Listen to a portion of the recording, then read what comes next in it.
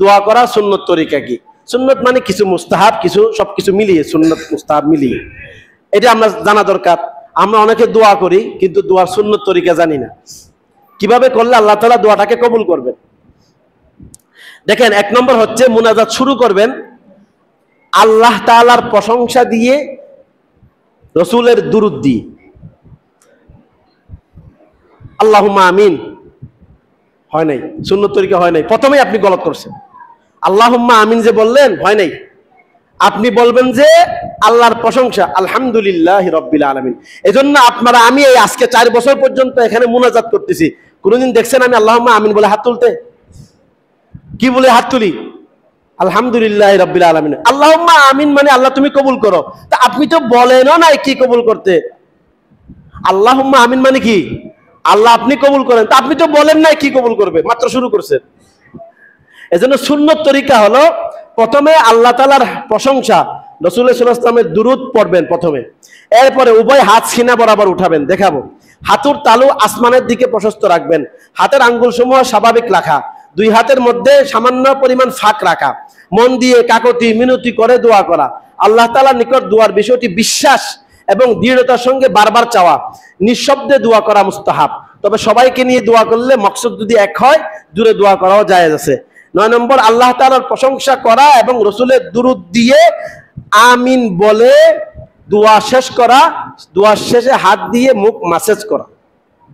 এবার আপনাদেরকে প্র্যাকটিক্যালি দেখাই, আরো আছে, শুধু এগুলা খান্ত না, অনেক আছে, সবগুলা তো বললে সময় লম্বা লম্বা হয়ে যায়।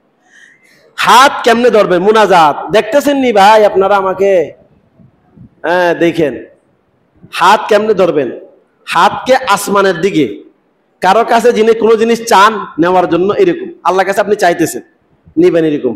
হাতের আঙ্গুলগুলোকে একদম মিলিয়ে না, একবার এরকমও না, স্বাভাবিক অবস্থা রাখবেন। মধ্যখানে একটু ফাঁক রাখবেন, দেখছেন মধ্যখানে কি একটু, 2 হাতের মধ্যখানে একটু কি ফাঁক, এই ফাঁক রাখবেন 2 হাতের মধ্যখানে। হাত উঠবে সিনা বরাবর, আছে না?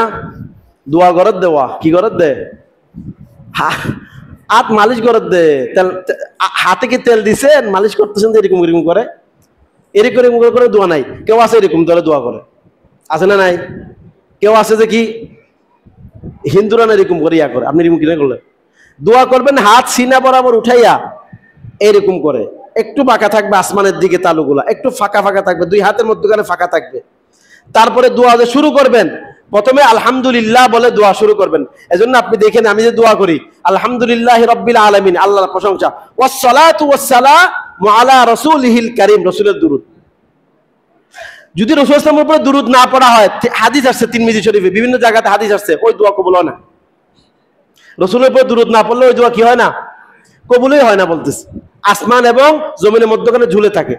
এজন্য রাসূলের উপরে দুরূদ পড়ে, হামদ পড়ে, আলহামদুলিল্লাহি রাব্বিল আলামিন ওয়াসসালাতু ওয়াসসালামু আলা রাসূলিহিল কারীম, যেগুলো পড়ে এগুলো পরে দোয়া শুরু করতে হবে। এরপরে কাকতি মিনতি করে আল্লাহর সাথে মহব্বতের সাথে দোয়াগুলো করে শেষে গিয়ে ওই একই দোয়া, আল্লাহর প্রশংসা আর নবীজির দুরূদ দিয়ে দোয়া শেষ করতে হবে। এজন্য আপনারা খেয়াল করবেন, আমরা পড়ি সুবহানা রাব্বিকা রাব্বিল ইজ্জাতি আম্মা ইয়াসিফুন, এই আল্লাহ তাআলা প্রশংসা করলাম, আল্লাহ তাআলা পবিত্রতা। ওয়া সালামুন আলাল মুরসালিন, রাসূলদের উপরে সালাম দিলাম, আলহামদুলিল্লাহি রাব্বিল আলামিন, আবার আল্লাহ প্রশংসা করলাম। এই আল্লাহ তাআলা প্রশংসা দিয়ে দোয়া শেষ করা, রাসূলের দুরূদ দিয়ে দোয়া শেষ করা। শেষে কোন riwayate আসছে আমিন বলা, মানে আমিন বলে শেষ করা। দুরূদ পড়ার পরে, হামদ পড়ার পরে আমিন বলে শেষ করা। তারপরে হাতগুলোকে মুখে ম্যাসেজ করে নেওয়া, মেখে নেওয়া। কথা বুঝাইতে পারলাম?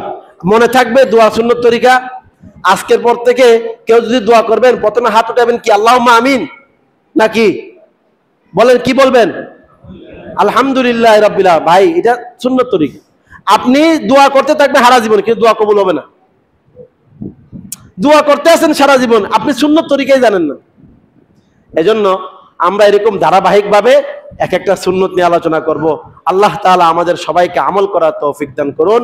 ওয়া আখিরু দাওয়ানা আলহামদুলিল্লাহি রাব্বিল আলামিন। যারা সুন্নত পড়েননি সুন্নত পড়েন।